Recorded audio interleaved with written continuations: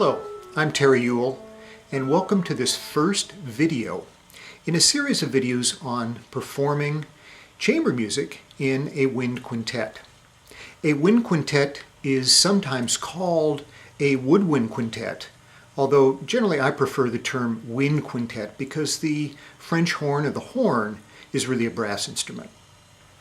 In this video, we'll be talking about 4 different aspects of playing chamber music, and these are related to all of the instruments in the quintet, not just the bassoon. We'll be discussing how to lead and how to follow. We'll be looking at starting and ending together, intonation, and rehearsing. So let's get started here.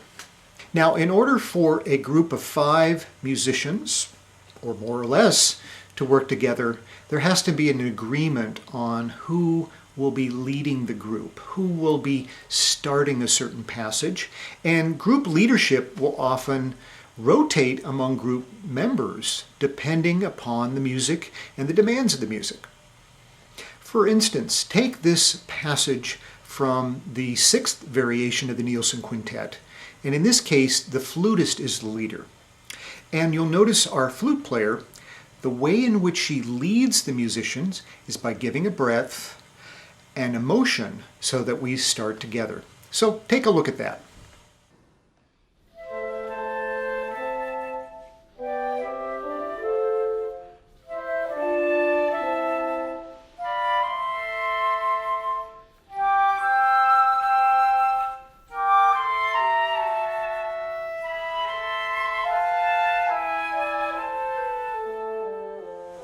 You can see as a group she didn't have to count off 1, 2, 3 or anything like that. Instead, the way in which she gestured gave us the tempo and gave us the opportunity to play together. And so after much rehearsing together, actually much of our experience as professionals, we were able to know how to place the note, how to put it together, so we started that particular variation simultaneously. Let's look at that again and look closely at the gestures that she gives that make this successful.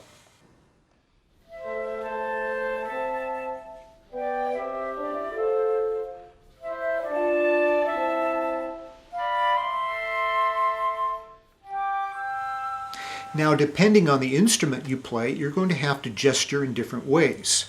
The bassoon, because I have it anchored with a neck strap or body strap and the seat strap, I'm not able to raise up and down the instrument. So unlike the flute, where she can actually raise up and down the instrument, the way I would gesture is by rotating in this way and breathing, giving a motion like that. Depending on your instrument, whether it's a clarinet or an oboe or a horn, you'll have to gesture in a way that's comfortable, where you can keep your embouchure fixed to your instrument and yet still give that breath and gesture that will make it successful. Now, in this other variation, the clarinetist is the leader, and this is variation 5. And in this case, I, as the bassoonist, am watching him for his gestures to start the movement, and then again I'm following because he's the one setting the tempo. So have a listen to this.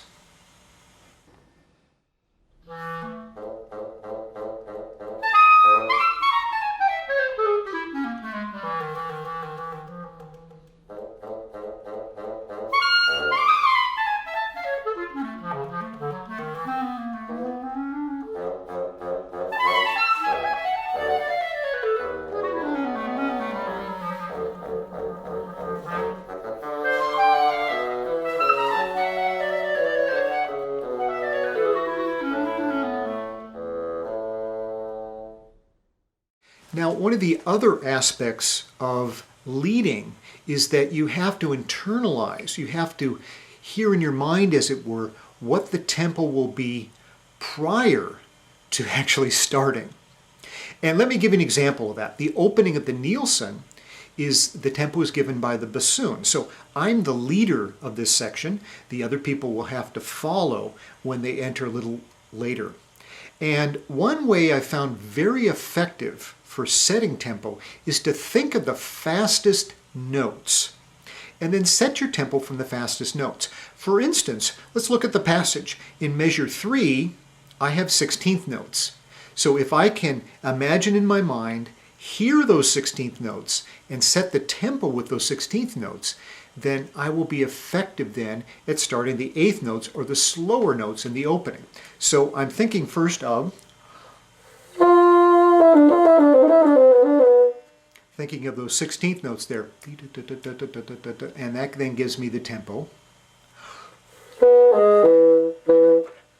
Gives me the tempo for the opening. So this is a successful way in which I've had and many others have had for setting tempo there.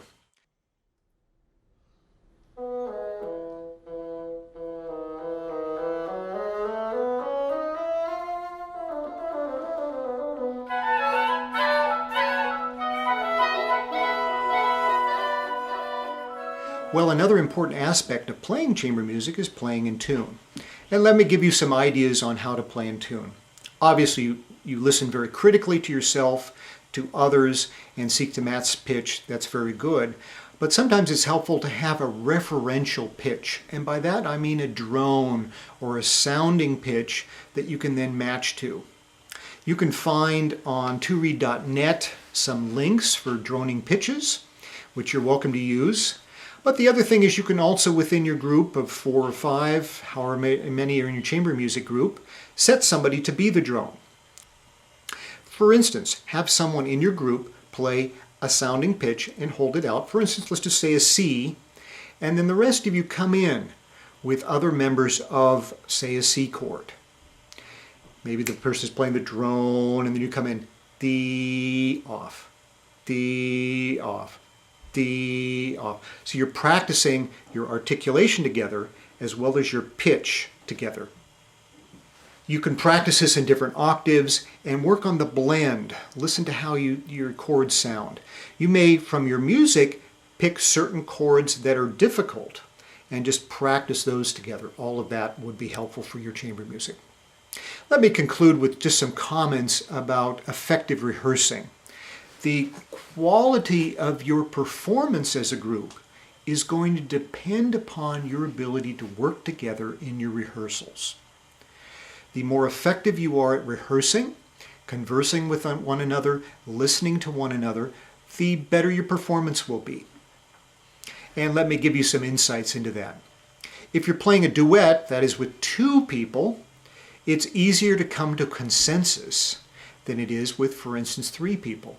I find by adding a person, exponentially the difficulty of coming to agreement as group, the group dynamics become far more complex.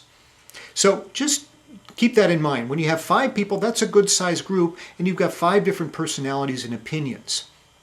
I encourage you, when you express your opinions to others, do so in a way that is not threatening.